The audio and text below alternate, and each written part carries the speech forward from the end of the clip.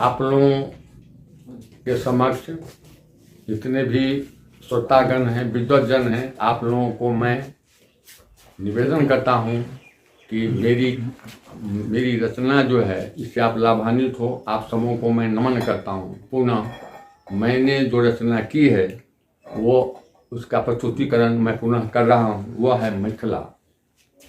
ओ मिथिला के पान मखान जहाँ बसे जनकपुर धाम।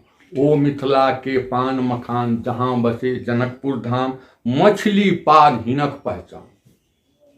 ओ मिथिला के पान मखान जहाँ बसे जनकपुर धाम, मछली पाग हिनक पहचान। हम राखब शिव विद्याक मान। विद्या मतलब विद्यापति, विद्या का मतलब ज्ञान से भी होता है। हम राखब शिव विद्याक मान।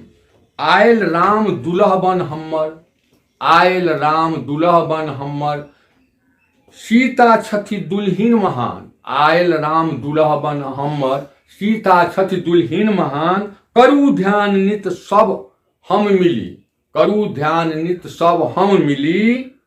हम सब मैथिल देशक शान, हम सब मैथिल देशक शान।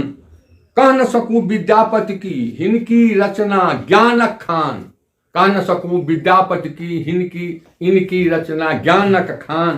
करूं मिथिला, करूं मिथिलाक छी मैथिली बाजू। मिथिलाक छी मैथिली बाजू, भाषा हमर छै ज्ञानक खान।